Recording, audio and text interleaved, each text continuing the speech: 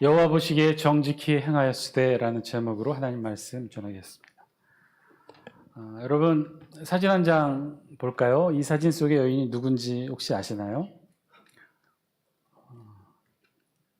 누굴까요? 이 보자기 쓴 할머니가 지난 2022년이었는데 96세의 나이로 서거한 영국 여왕 엘리자베스 2세가 평범하게 휴가를 보내는 모습이었습니다. 이 영국 여왕 엘리자베스 2세에 관한 재미난 이야기가 있는데요. 여왕 제위 시절에 해마다 여름 휴양지 스코틀랜드의 벨모럴 캐슬에서 지내게 됩니다. 그리고 일상 삶은 늘 이렇게 주변 왔다 갔다 하며 산책하며 워낙 이렇게 소박한 복장으로 이렇게 지내는 것으로 유명합니다. 이런 복장을 한 여인 영국 여왕 엘리자베스 2세를 바로 알아보지 못한 미국인 관광객 2명이 마찬가지로 그 일대를 산책하다가 여왕을 만나게 된 거죠. 미국인 관광객은 이 영국 여왕을 만나서는 여왕인지는 알아보지 못하고 이런저런 말을 건넸답니다. 자기들이 미국에서 왔고 또 영국을 여행 중에 있고 또 어디 가봤다고, 그리고 어디가 좋다더라. 이런 이야기 끝에 이 미국인 관광객이 이 영국 여왕에게 물었답니다. 뭐라고 물었냐면, 당신은 영국에서 사니까 영국 여왕을 혹시 보지 않았습니까? 영국 여왕의 고향은 어디입니까? 여왕을 혹시 만난 적 있습니까? 여왕의 모습은 어떻습니까? 그런 질문에 진짜 엘리자베스 여왕은 솔직하게 말을 했죠. 자신은 평생 런던에서 살았고 이곳은 해마다 여름이면 휴양차 온다고. 그랬더니 아주 더 노골적으로 이 관광객이 물었던 거예요. 혹시 영국 여왕을 본 적 있나요? 봤으면 그 모습은 어떻고 성품은 어떤가요? 그랬더니 영국 여왕이 뭐라고 말했냐면, 나는 여왕을 보지 못했습니다. 하지만 이 옆에 있는 리차드는, 경호원을 가리킵니다. 이 리차드는 여왕을 정기적으로 만나서 아마 잘 알고 있을 거예요. 그랬더니 미국 관광객이 어떻게 했어요? 야, 영국 여왕을 정기적으로 만나는 사람이라고 하니 얼마나 신기했겠어요? 관광객이 이 리처드 경호원 옆에 착 달라붙어서 어깨동무를 하고는 사진기를 영국 여왕에게 건네줍니다. 그리고 사진 찍어달라고. 영국 여왕이 어떻게 했을까요? 기쁘게 사진을 찍어줬다고 합니다. 소박해 보이지만 또 그렇게 모습으로 보였지만 실제 영국 역사에서 영국 여왕 엘리자베스 2세는 정말 대단한 사람이었어요. 96세의 나이에 서거했지만 영국 역사상 최장기간 다스린 군주로 남아 있습니다. 몇 년 동안 영국을 다스렸느냐? 70년 하고도 216일. 이 영국 여왕의 장례식에 그래서 들어간 비용이 얼마였을까요? 이것도 한때 화제가 됐는데 우리나라 대통령도 이 장례식에 참여했었죠. 장례식 한번 보여주실래요? 대관식 못지않은 장례식이었고 전 세계 모든 각국의 정상들이 함께 참여한 엄청난 장례식이었어요. 이 장례식 비용만 우리 돈으로 9조 원. 우리나라는 입헌군주제 국가가 아니에요. 왕정제도가 없습니다. 그래서 우리나라 국가 원수는 왕이 아니라 대통령이죠. 그러나 영국은 대표적인 입헌군주제 국가입니다.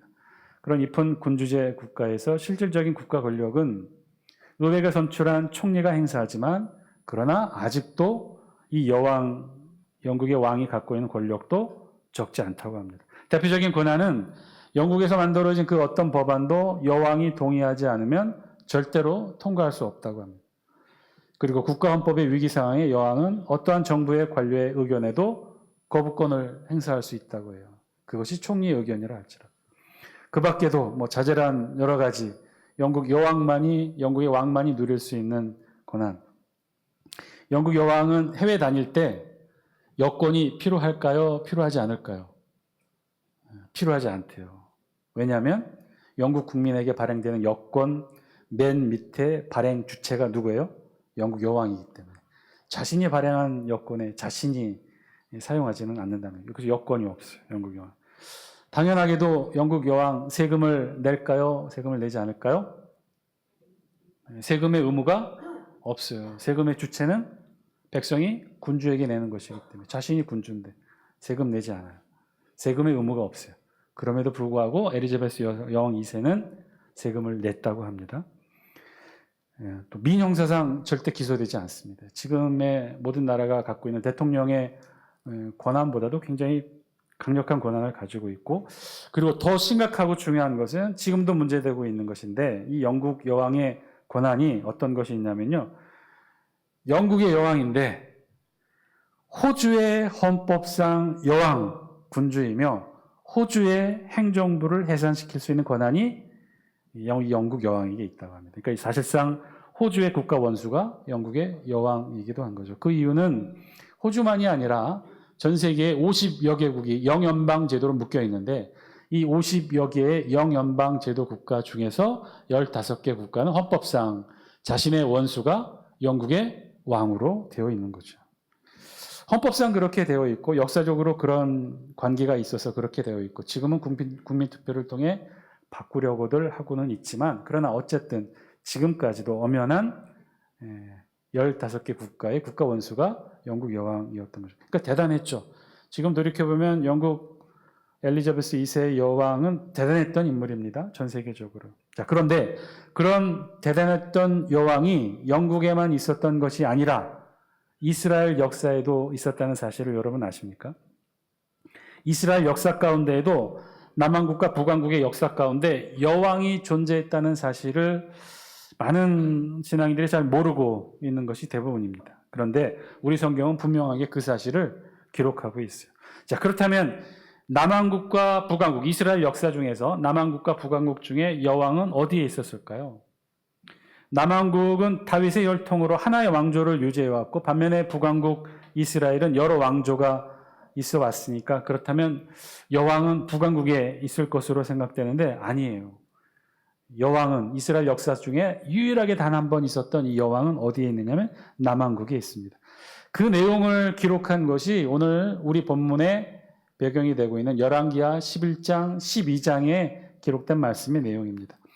오늘 본문은 아니지만 우리 다 함께 열왕기하 11장 1절 말씀, 우리 영상을 통해 같이 한번 읽겠습니다. 시작. 아하시아의 어머니 아달랴가 그의 아들이 죽은 것을 보고 일어나 왕의 자손을 모두 멸절하였으나. 오늘 우리가 지금 읽고 있는 열왕기하 역사서는요, 이스라엘 역사를 이루고 있는 남북 이스라엘 왕조에 대해 기록하고 있습니다. 다윗과 솔로몬으로 시작된 이스라엘 역사는요, 여로보암 왕 시대 때부터 남왕국과 북왕국으로 분열되어 나뉘게 됩니다. 이후로 쭉 아주 긴 남북 분열의 시대를 거치게 되는데, 남왕국은 다윗의 혈통을 유지한 단일 왕조가 지속되는 한편 북왕국은 그렇지가 못했어요. 여러 왕조가 난립하게 됩니다. 그중에서 오늘 우리 성경 열왕기 상하에서는 유독 북왕국 이스라엘 역사 기록에 많은 분량이 할애되어 있음을 보게 됩니다. 그 이유가 되는 것은요, 우리 이스라엘 역사상 가장 뛰어난 예언자, 선지자로 알려진 사람이 우리 지난 시간에도 우리 같이 한번 살펴봤지만 하나님의 예언자 누구예요? 엘리야. 그리고 그의 제자 엘리사가 이스라엘 역사 가운데 가장 큰 영향력을 미쳤던 중요한 하나님의 선지자였어요. 그런데 그 엘리사가 어디서 활동했어요? 남왕국에서 활동했어요? 북이스라엘에서 활동했어요? 북이스라엘에서 활동했어요. 그래서 그 사실을 우리 성경은 열왕기상하, 왕들의 역사를 기록하는 그 역사서에 엘리야와 엘리사를 굉장히 많은 분량을 할애하며 기록합니다. 장장 엘리야는 8장에 걸쳐서 기록하고 엘리사는 13장에 걸쳐서 기록해요. 물론 중복된 2장의 분량을 포함한다면 그래도 20장, 20장 가까이 되는 분량을 엘리야와 엘리사를 중심으로 기록하고 있는데, 그런데 그 엘리야와 엘리사가 활동했던 곳이 어디냐? 북이스라엘이오고, 북이스라엘에 누구 왕부터 시작했냐면요, 아합 왕 때부터 이 내용을 기록합니다. 그러니까 엘리야와 엘리사를 20장 가까이 기록하면서 동시에 북이스라엘 왕 아합 왕에 대해서도 아주 긴 분량을 차지하며 기록하게 되죠. 그 아합 왕이 속한 북이스라엘 왕조가 아모리 왕조입니다. 이 아합 왕은요, 누구랑 결혼했냐면 아람 왕 벳-엣바알의 딸 이세벨과 결혼을 합니다. 이세벨은 자신이 섬기던 바알 우상 숭배를 결혼하면서 그대로 가져와요. 그래서 아합 왕과 함께 북이스라엘의 왕비로 지내면서 북이스라엘 전체를 바알 우상 숭배 국가로 바꿉니다. 국교를 바알 바알 우상으로 바꿔놓은 거예요. 그러니까 전국에 바알 우상 신전이 세워지고 아세라 우상이 가득하게 되는 북이스라엘이 되게 됩니다. 북이스라엘은 그래서 이 아합과 이세벨로 인해서 우상 국가가 되어 말아요. 바알 신당과 아세라 우상을 세우고 백성들이 우상에 제사하게 되는 등 차마 이루 말할 수 없는 우상 숭배의 죄악을 저지르게 되죠. 그래서 하나님은 이 북이스라엘, 아합이 다스리고 있는 이 북이스라엘을 심판하십니다. 누구를 들어 심판하느냐? 예후라고 하는 북이스라엘의 군대 장관을 통해 반란을 일으키게 함으로써 하나님은 북이스라엘을 하나님의 심판의 칼날로 세우십니다. 이 예후는 그래서 아합과 이세벨의 모든 잔재를 다 청산합니다. 바알과 아사라 제사장을 다 죽이고 모든 정치 종교 개혁을 일으키죠. 자, 그런데 놀라운 것은 그런 하나님의 심판의 도구 예후의 칼에 북왕국의 왕만 죽인 것이 아니라 남왕국의 왕도 예후의 칼에 의해 죽게 됩니다. 그래서 그 예후의 반란으로 시작된 내용이 바로 우리가 영상으로 읽었던 열왕기하 11장 1절에 있는 말씀인 거죠. 1절 말씀 다시 한번 영상을 통해 같이 한번 볼까요? 1절입니다. 시작. 아하시아의 어머니 아달랴가 그의 아들이 죽인 것을 보고 일어나 왕의 자손을 모두 멸절하였으며. 아달랴는 아하시아 왕의 어머니가 돼요. 근데 어머니가 보니까 누가 죽었다는 거예요? 아하시아 왕이 죽었다는 거죠. 왜 죽었을까요? 남왕국의 왕 아하시아 왕이 죽었어요. 왜 죽었느냐? 바로 북왕국의 예후가 하나님의 심판의 칼날이 되어 북왕국의 왕들을 죽이면서 동시에 남왕국의 왕 아하시아 왕도 죽였던 거예요. 아하시아 왕, 남왕국의 왕 아하시아 왕만 죽였느냐? 그렇지가 않아요. 아하시아 왕의 형제들 42명 모두를 또 척살합니다. 왜 그랬을까? 왜 이 북왕국의 예후는 하나님의 심판의 칼날로 반란을 일으켰으면 북왕국의 왕만 죽여야 됐는데 남왕국의 왕, 그것도 왕의 형제 42명까지 모두 다 죽였던 그 이유는 무엇이었을까? 11장 1절에 있는 아하시아의 어머니 아달랴 때문에 그랬어요. 아달랴가 누구냐? 바로 북왕국 아합왕과 결혼한 이세벨 사이에서 난 딸이었어요. 그러니까 아합왕과 이세벨 사이에 난 딸 아달랴를 북왕국이 어디로 시집 보냈느냐? 남왕국에 시집 보냅니다. 남왕국 여호람의 시집을 보냈어요. 그래서 남왕국 여호람과 북왕국의 딸 아달랴 사이에 난 아들이 누구냐? 아하시아 왕이었던 하나님의 심판의 도구였던 예후는 생각한 거죠. 북왕국을 우상의 나라로 망쳤던 그 인물 아합왕과 그의 아내 이세벨이었는데 그래서 이 두 줄만 죽이면 끝난다고 생각했는데 실제로는 그렇지 않았던 거죠. 이들의 혈통이 남왕국의 왕실에도 흐르고 있었던 거예요. 그래서 예후는 북왕국의 왕들뿐만 아니라 남왕국의 왕 아하시아도 죽이고 아하시아뿐만 아니라 그의 형제 42명도 다 척살하여 죽입니다. 자, 그렇게 해서 예후의 반란으로 시작된 하나님의 심판은 북왕국뿐만 아니라 남왕국까지도 이어지게 된 거죠. 자, 그러면 남왕국은 지금 어떻게 된 상황인가? 아하시아 왕, 남왕국의 왕이 죽었어요. 뿐만 아니라 그의 형제 42명도 죽었어요. 그러면 어떻게 해야 돼요? 서둘러 이 아하시아 왕과 그의 형제들의 자녀들 중에서 왕을 세우면 되는 일인데 그런데 어떻게 했다는 거예요? 그렇지 않았다는 거예요. 어떻게 했다고요? 우리 다시 한번 열왕기하 11장 1절 말씀 영상을 통해 다시 한번 읽습니다. 시작. 아하시아의 어머니 아달랴가 그의 아들이 죽은 것을 보고 일어나 왕의 자손을 모두 멸절하였다는 거예요. 자, 아하시아의 어머니 아달랴는 아하시아 왕의 어머니였어요. 그런데 아들이 죽었어요. 이 아들만 죽은 게 아니라 다른 반개 혈통인 42명의 자신의 아들들도 다 죽었어요. 그러면 어떻게 해야 돼요? 그 아들들, 즉 손자들 중에서 왕을 세워야 되는데 그런데 할머니가 어떻게 했다는 거예요? 그 손자들을 다 죽인 거예요. 자신의 친손주를 죽였을 뿐만 아니라 반개 혈통에 있는 모든 손자들을 다 멸절하였다는 거예요. 그리고 나서 이 아달랴가 어떻게 한 거예요? 왕이 된 거예요. 여왕이 된 거예요. 실제로 우리 열왕기하 11장 2절 말씀 영상을 통해 같이 한번 읽을까요? 3절 말씀입니다. 3절 같이 함께 읽습니다. 시작. 요아스가 그와 함께 여호와의 성전에 6년을 숨어 있는 동안에 아달랴가 나라를 다스렸더라. 그래서 남왕국에 아달랴라고 하는 여왕이 저렇게 존재할 수밖에 없었던 거예요. 이 아달랴는 누구였습니까? 북왕국의 아합 왕과 이세벨의 딸이었어요. 그 부모의 그 딸답게 아달랴는 이 위기를 기회로 만들었어요. 모든 왕성도를 다 죽이게 되면 어떻게 돼요? 자기가 왕이 될 수 있다고 생각한 거죠. 그래서 실제로 그렇게 합니다. 모든 왕성들을 다 죽여요. 그런데 그 사륙의 대현장에서 용케 살아남은 아들이 있었어요. 그 이름은 요아스. 우리 다 함께 11장 2절 말씀 영상을 통해 같이 함께 읽습니다. 시작. 요람 왕의 딸 아하시아의 누이 여호세바가 아하시아의 아들 요아스를 왕자들이 죽임을 당하는 중에서 빼내어 그와 그의 유모를 침실에 숨겨 아달랴를 피하여 죽임을 당하지 아니하게 한지라. 친할머니 아달랴가 그의 손주 요아스 왕을, 그 어린 나이 1살짜리를 죽이려고 하는 것을 누가 살려낸 거예요? 그 요아스 왕의 고모가 살려낸 거예요. 고모의 지혜로 어린 아들 요아스의 생명을 지켜냅니다. 그래서 우리 성경은 무엇이라고 기록하고 있느냐? 11장 3절 말씀 다시 한번 읽습니다.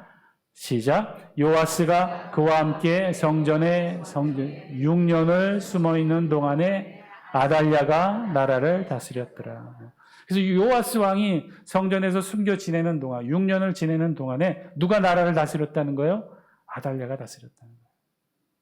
그래서 실제 분열 왕국 연대기 족보에 보면, 왕들의 연대표에 보면, 연대표를 보시면, 표 보여주실래요? 북이스라엘의 왕들 가운데 지금 왼쪽이 남왕국 유다고요. 오른쪽이 북이스라엘의 왕들의 연대표예요. 왼쪽을 보시면 다 파란색으로 하나의 혈통으로 표시가 되어 있죠. 그런데 그 중간에 저게 무슨 색깔인지 뭐 붉은색 비슷한 저 색깔로 한 줄이 딱 그어져 있어요. 거기에 조금만 확대해 보실래요? 그럼 저게 누가 다스리고 있어요? 아시아 밑에 누가요? 조금 확대해 주실래요? 예. 좀 위로 올려주시면. 예. 저기 누가 기록된 거예요? 근데 왜 같은 색깔이 아닌 다른 색으로 표시했어요? 아달랴는 남왕국 다윗 혈통이에요? 아니에요? 아니에요. 북왕국 아합 왕과 이세벨 이방인의 혈통의 딸이었단 말이에요. 그래서 저렇게 표시한 거예요. 그런데 실제로 남왕국 유다 역사 가운데 여왕으로 6년을 다스렸기 때문에 어쩔 수 없이 남왕국 왕들의 연대기표에 이름은 기록하더라도 저렇게 정통성은 다름을 분명히 기록하고 있는 거죠. 실제로 남왕국의 모든 왕조를 표시하는 왕 가운데 다른 왕조표 한번 보실래요? 그러면 뭐라고 표시되냐면 7대 왕 가운데 7대 왕의 왼쪽이 남왕국이에요. 7대 왕이 누구로 표시되어 있어요? 아달랴로 표시되어 있는 거예요. 역사적으로 그녀의 왕권에 대한 정통성을 공식적으로 인정하고 있지는 않으나 어쩔 수 없이 이것 또한 역사적 사실이기에 우리 성경은 기록해 놓았다는 거예요. 그 기간 동안에 누가 남왕국을 다스렸느냐? 아달랴가 다스렸다. 그럼 왜 아달랴는 이렇게 했을까? 자신의 손으로 자신의 친손자들을 다 죽여서까지도 왕이 되려 했을까? 아마도 자신의 눈으로 북왕국에서 자신의 친가 아합 왕가의 멸절을 보고 아달랴는 남쪽에서 아합 왕조의 부활을 꾀하려고 했던 것으로 아마 추정을 합니다. 어쨌든 자, 이렇게 이 아달랴가 그런 폭정과 학정으로 남왕국을 다스릴 동안에 성전에서 6년 동안 이 요아스 왕은 그 고모 여호세바와 그의 남편 제사장 여호야다의 손에 의해 길러지게 됩니다. 그리고 나중에 6년이 지난 뒤에 이 여호야다 제사장의 반정에 의해 아달랴를 죽이고 그의 아들 요아스를 왕위에 올리게 되죠. 우리 성경 12장의 내용은요, 이후 그렇게 해서 정말 가까스로 정말 은혜 가운데 요아스가 왕위에 오른 내용을 우리 성경이 기록하고 있어요. 요아스가 그렇게 왕이 됐어요. 그렇게 왕이 된 요아스 왕이 어떻게 남왕국을 다스렸을까요? 잘 다스렸을까요? 잘못 다스렸을까요? 죽다 살아난 이 요아스 왕 정말 잘 다스렸어요. 아합, 이세벨, 아달랴 온갖 우상 숭배와 반정과 사륙 속에서 정말 하나님의 은혜 가운데 기적적으로 살아난 이 요아스 왕위에 올랐으니 얼마나 열심히 최선을 다해 하나님의 말씀대로 남왕국을 다스렸을까요? 실제로 이 요아스 왕은요, 즉위 후 철저한 종교개혁으로 나아갑니다. 그리고 그 유명한 요아스 왕에 의한 성전 수리 명령도 내리게 돼요. 자, 그렇게 하나님의 말씀대로 정말 잘 남왕국을 다스린 이 요아스 왕, 그 왕에 대한 우리 성경의 평가는 어떨까요? 그 평가를 기록한 것이 오늘 우리 본문 12장의 내용이에요. 오늘 우리 본문 12장 2절 3절 말씀 영상을 통해 우리 같이 함께 읽습니다. 시작. 요아스는 제사장 여호야다가 그를 교훈하는 모든 날 동안에는 여호와 보시기에 정직히 행하였으되 다만 산당들을 제거하지 아니하였으므로 백성이 여전히 산당에서 제사하며 분향하였더라. 우리 성경 요아스에 대한 평가, 그렇게 죽다 살아난 정말 하나님의 은혜 가운데 다시 살아나 왕이 되었던 요아스 왕에 대한 평가, 그 평가는 어떠냐? 두 가지였다는 거예요. 첫째는 요아스가 하나님 보시기에 정직히 행하였다는 것이에요. 즉 이 말의 의미는 잘했다는 것이죠. 우리 성경이 남한국 왕들에 대한 평가, 특별히 열왕기 상하서에 있어서 왕들에 대한 평가는 굉장히 박해요. 그런데 그럼에도 불구하고 이 요아스 왕에 대한 평가는 굉장히 후합니다. 아니, 최고의 칭찬이었어요. 여호와 보시기에 정직히 행한 유다의 몇 안 되는 왕이었어요. 우리 성경은 요아스 왕에 대해 그렇게 평가를 합니다. 그런데 두 번째 평가는 정반대의 평가였어요. 여호와 보시기에 정직히 행하였으나 어떻게 했다는 거예요? 산당을 제거하지 않았다는 거예요. 이 산당이 무엇이냐면요. 산당은 쉽게 말해서 문자 그대로 높은 산꼭대기의 건물이에요. 높은 곳에 있는 건물. 여러분 산꼭대기 높은 건물을 지어놓고 그곳에서 무엇을 했을까요? 고대에는 제사를 지냈어요. 하늘과 가장 가까운 곳에서 제사를 지냈던 거죠. 이 산당에서 제사를 지내면서 신들과의 접촉을 꾀했던 거예요. 예루살렘의 성전에 자주 갈 수 없었던 백성들은, 북이스라엘의 백성들은 자연스럽게 이런 산당에서 제사를 드리며 하나님을 찾았어요. 그런데 이것이 문제가 되었다는 거예요. 예루살렘 성전이 아닌 곳에서 제사를 드렸기 때문에 레위인과 제사장들의 관리를 받지 못했어요. 백성들은 각자의 생각과 방식으로 이 산당에서 제사도 드리고 예배도 드렸는데, 그래서 차츰차츰 시간이 흐름에 따라 이 제사가 점점 변질됩니다. 이방의 신들의 제사 방식을 보면서 자연스럽게 좋다고 여기는 것들을 참고하여 혼합하여 제사를 드리게 되면서 문제는 더 심각해졌어요. 아무도 통제받지 않는 곳에서 자연스럽게 자기 마음대로 하나님 앞에 제사를 드리면서 문제가 생긴 거예요. 그러다 보니 이방의 신전에서 보고 배운 그대로 하나님 앞에 제사 드리는 백성들도 있었고, 이방의 신당에서 우상 숭배와 음행하는 것까지도 이 산당에서 하나님 앞에 제사 드리며 그렇게 죄를 짓게 되었던 거예요. 심지어는 자신의 자식을 제물로 드리는 일까지 이 산당에서 행해지게 됩니다. 이후 유대 역사에 있어서 이 산당이라는 단어는 예루살렘 성전과 대조되는 개념을 갖게 됩니다. 자, 유다의 왕 요아스, 그는 우리 성경으로부터 최고의 칭찬과 동시에 최악의 평가를 받은 왕이었어요. 자, 그러면 궁금한 생각이 듭니다.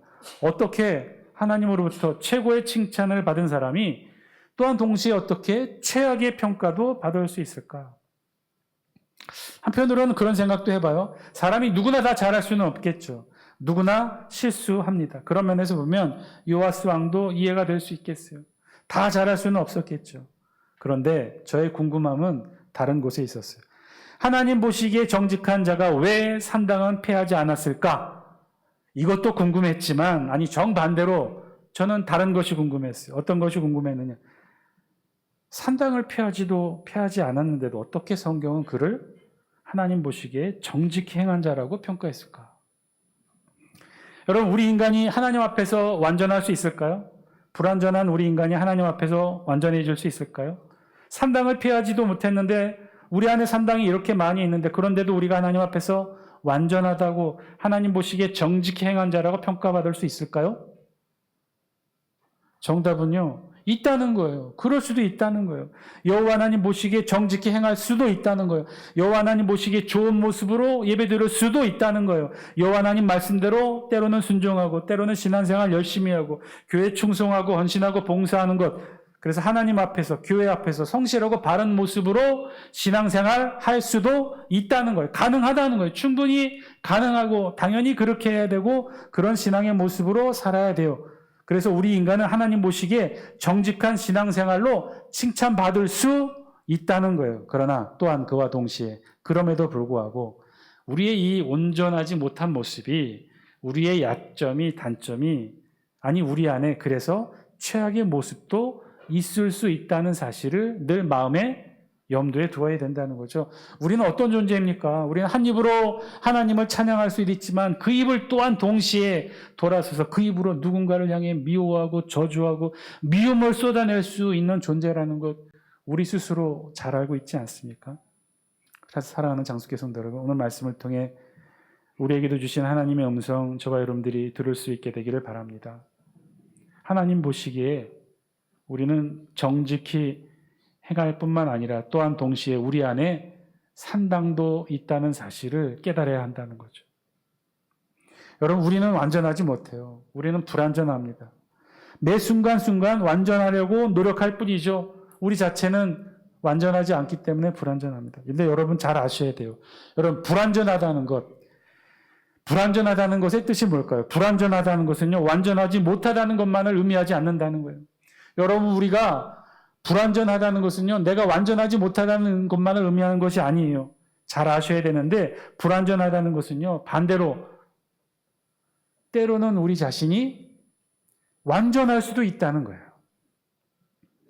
불완전하다는 것은요, 때로는 우리가 하나님 앞에서 완전할 수도 있다는 거예요. 그러나 불완전하다는 것은 뭘 의미해요? 항상 그렇지는 못하다는 것이죠. 항상 완전할 수 없기에, 항상 완벽할 수 없기에, 그래서 불완전하다는 거예요.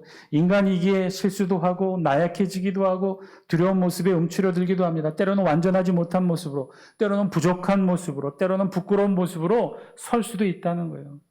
여러분, 중요한 것은요, 늘 완벽해지려고 노력하는 것도 중요하지만 먼저 우리 그런 자신을 바로 보고 인정할 수 있어야 된다는 거예요. 우리는 그런 존재라는 거예요. 늘 완전함을 향해 나아가는 존재이지만 그럼에도 불구하고 우리 안에는 늘 부족함이 있다는 거죠. 우리 안에는 늘 산당이 있다는 거예요. 그 사실을 받아들이고 인정하는 모습이 필요하다는 거죠. 여러분, 내가 옳을 수도 있지만 또한 동시에 내가 틀릴 수도 있습니다. 내가 잘할 수도 있지만 때로는 내가 잘못할 수도 있다는 거예요. 내가 다를 수 있어요. 내가 틀릴 수 있어요. 내가 잘못할 수도 있어요. 내가 옳을 수 있다면, 내가 하나님 보시기에 정직히 행했다면 내가 틀릴 수 있고 내가 잘못할 수도 있고 내가 하나님 앞에서 산당을 제하지 않을 수도 있다는 것이죠. 그런 우리 자신을 잘 받아들이고 귀 기울여야 할 수 있어야 된다는 거예요. 내가 비록 여호와 하나님 보시기에 정직히 행하고는 있지만, 지금 바로 이 순간 하나님 보시기에 정직히 행하고는 있지만, 그러나 내 안에는 아직도 수많은 산당을 허물지 못할 수도 있다는 사실을 깨닫고 인정하는 것이 중요하다는 거예요. 내가 비록 교회와 사람들 앞에서 온전한 신앙으로 인정받고 있지만 돌아서면 나도 때로는 실수할 수도 있고 나도 틀릴 수도 있고 나도 불안한 존재이며 하나님 앞에 죄를 지을 수 있다는 그런 존재라는 사실을 깨달아야 한다는 거죠. 그래서 내 판단, 내 생각이 항상 하나님이 기뻐하시는 것일 수 없다는 사실을 깨닫는 것이 필요합니다. 반대인 거죠. 내가 틀리고 상대방이 옳을 수 있어요. 내가 아니고 상대방이 맞을 수 있어요. 여러분, 그러면 어떻게 해야 될까요? 나는 틀렸으니, 나는 완전하지 못하니, 나는 죄를 지었으니 그냥 그것으로 좌절하고 낭망해야 될까요? 아니에요. 이번에는 내가 틀렸으나 그래서 이번에는 상대가 옳을 수 있는 것이죠. 이번에는 내가 잘못했으나 그래서 이번에는 상대가 잘할 수 있는 거예요. 이번에는 내 안에 산당이 있으나 그래서 이번에는 상대가 하나님 앞에서 정직히 행할 수 있다는 거죠. 그렇게 나를 인정하고 상대를 인정할 수만 있다면, 그래서 내가 불완전한 내가 상대와 함께 한다면, 그래서 내가 아니라 우리가 된다면, 그것이 내가 아니라 우리가 하나님 앞에서 항상 완전해질 수 있는 또 다른 방법이 되지 않을까요? 여러분, 내 안에 산당이 있을 수 있습니다. 그리고 상대가 하나님 앞에 정직히 행할 수 있어요. 그것을 인정할 때 이번에는 내가 하나님 앞에서 정직히 행할 수 있게 되는 것 아닐까요? 사랑하는 장수교 성도 여러분, 언젠가 우리 모두 다 하나님의 심판대 앞에 서게 될 것입니다. 준엄한 하나님 앞에 심판을 받게 되겠죠. 아무개 집사, 아무개 권사, 아무개 목사, 아무개 장로, 너는 산당은 제거하지 못했으나 그러나 여호와 보시기에 정직히 행하였구나. 이것이 우리 모두의 하늘의 평가가 되기를 주의 이름으로 간절히 축원드립니다. 기도드리겠습니다.